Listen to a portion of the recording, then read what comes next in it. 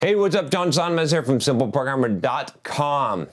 So I actually have a book review for you today, and this one is this one's a doozy, okay? This is an interesting book review.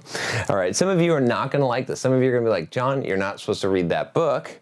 And some of you are gonna be like, yeah, John, I told you to read that book, man, awesome, okay? So, like it or not, right, you should probably read stuff that is outside of your realm of comfort, right? I read a lot of stuff that makes me uncomfortable, a lot of stuff that I wouldn't necessarily say that aligns with my life philosophy or something I agree with. Sometimes some of this shit alters my life philosophy, and I do agree with it. Some of it I agree with, some of it and reject some of it, and some of it I totally disagree with, and I have a good reason for disagreeing with it because I actually educated myself and read it instead of just going on what other people said. So there's a really good reason to read books like this, whether you love them or hate them, simply for this reason. In fact, I'm prefacing this because the German philosopher, giving you a hint here, who I read this book that he wrote. He is one of the most hated men in history, I'd say. I mean, I don't know, maybe, am I exaggerating? At least the most hated philosopher in history. Let's say that. And a lot of people really don't like him, and they really misrepresent him. That's what I've found. So I'll be talking about him some more because I actually got I got a course on him from one of the great courses on Audible that I'm going to go through just to get some more background information. I found that's a really good value on Audible. Check it out if you haven't already. Sign up, and you can actually get access to great courses, which is pretty cool for like one Audible credit. It's a little hack. I use it all the time to get some really good education on college level kind of courses on some of these topics. I know you can get college level courses online for free at different places, but this is a nice like lecture series audio format that I can trust the content and quality of usually. So what is the book I'm talking about today? Well, it is the book called Thus Spoke Zarathustra.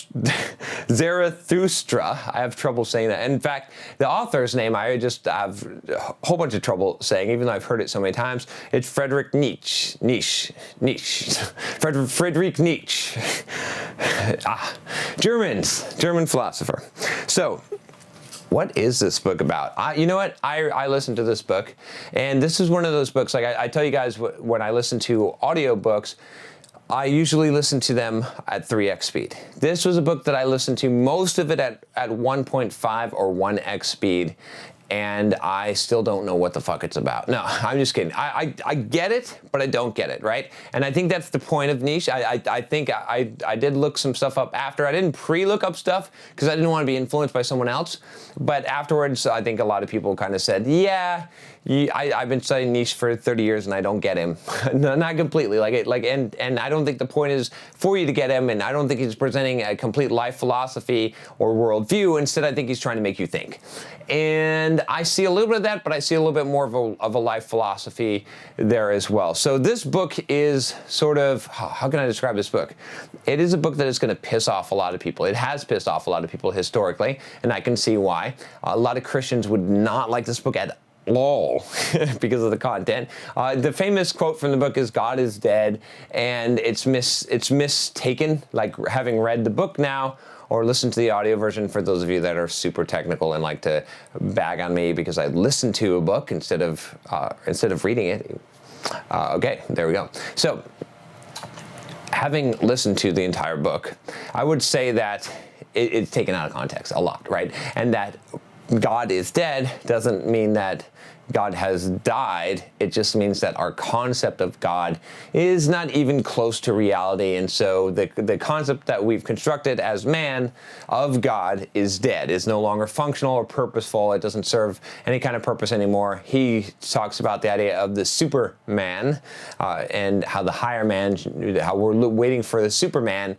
And so I believe that that's what it's speaking to when he's saying God is dead, is just this idea that it doesn't serve mankind to have this very, very small image of a God that defines right and wrong. And even the concepts of morality, of right and wrong, are misused and not really accurate. And only really, there's one part in the book that most people miss, I think, where he basically says, only God can define what is right or wrong, and we have no idea what that concept of it is, right?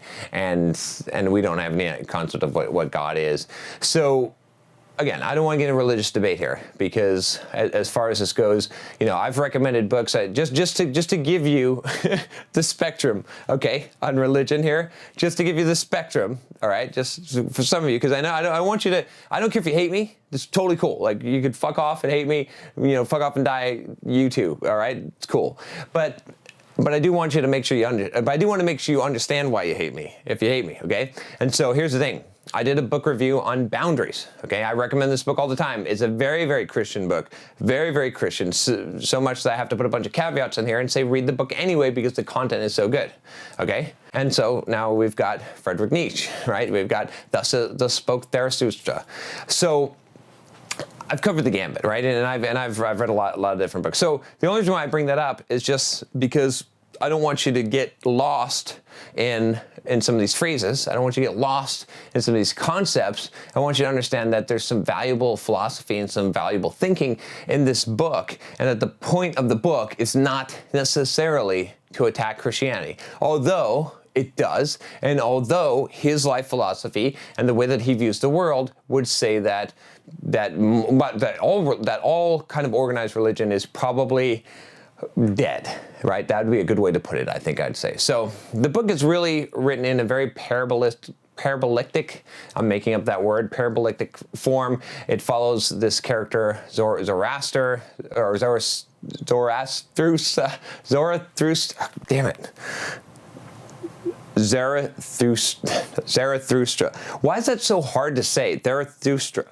I just give up, all right? It's fine. It's Zora. It follows Zora, okay? And Zora is basically a new version of Zoroaster, if you're familiar with that character. If you're not, we're not going to go into that now. I'm actually interested to look at the real character in that religion, because that's kind of an interesting character. But this guy is like bold, okay? In the book, he presents him as a super, super bold guy that, like, he's the most wisest sage. He, like, looks down on everyone. He boasts himself up really huge. He's got the hugest fucking ego you ever seen in your life. If you say that I'm a narcissist, this Zarathustra guy, he's a real fucking narcissist, okay? He's super much that, and it's interesting, some of the conversations that he has. And I started off like getting what he was saying, as he's rebuking people. It's written almost like a biblical prose, right? The way that it's written in it's a poetic work to some degree, right? And like I said, it's like a parable form. And then there's also like some places where it just goes so off the rails that I'm like, I'm sorry, I don't get it. What I'm probably actually going to do is get the Kindle version and read through it very carefully, and maybe I'll actually do some videos and dissect some of this stuff. I thought about doing that for the Stoic, Seneca's letters to Lucius, because I think a lot of people are confused by that, and I seem to actually get that one pretty quick, and I understand most of that when I'm reading it, but I might do it for this. It might be interesting. So anyway, it's a long book. It's really quite interesting, and it is quite confounding, but I think there's some really strong philosophical concepts in there, and some things that will really make you think, right? And there's some real truth in there. One of the things I really like about the way that his character is in the book is that he's very much like, he abhors weakness. Like, he's like, don't be weak, be strong, right? I did the video on why men should be strong, which you can check out here. Not a lot of people like that, but it's true, right? This is an attribute that I think a lot of people don't realize the value of today. And there's some wisdom, and he talks about why, and he talks about how some of these things that people consider being good or pious or nice are actually just cowardice, right? That people are fearful, that they don't have courage.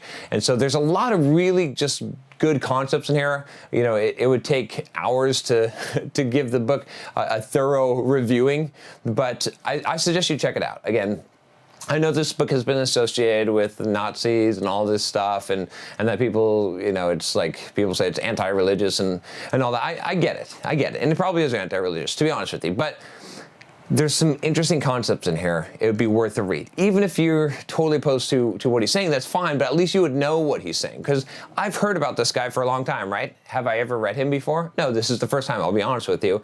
And my perception changed because it's not what people told me. So some of these things you should see for yourself if you're interested. So check out the book. I know some of you are going to be commenting because you're like, man, I love that book. That's awesome. Superman. And some of you are going to think that I'm a heathen for reading the book. It's cool. It's fine. But leave a comment below. Let me know what you think. And let me know if you actually read the book. I'd be curious to get your take on it. If there's a different audio version that you think is better or something like that. Or whatever you think. Here's a good question for you. What should I read next of Friederich Nietzsche's writings? I'm curious about that. I'm probably going to go through the great lectures to get more background on him. But there you go. All right, if you want to see a playlist of all the books I review, I read like 2 to 3 books a week. Usually, you can check them out here. And the reason why you might want to check out those books and listen to what I have to say about them, even though they're not book summaries, as some people have said, is because I curate those, right? So I don't just read shit books. So if you go through my book list and you listen to my reviews, you get a curated list of curated books. So you're probably only going to be reading good shit. So that's something that I do, is I go and I try to only read good shit because life is too damn short and there's too many damn books. So there you go. All right. If you like this video, if you haven't subscribed already, click that subscribe button below. Click the bell to be super cool. Just click it and see what happens. Then you'll just be super cool. I'll talk to you next time. Take care.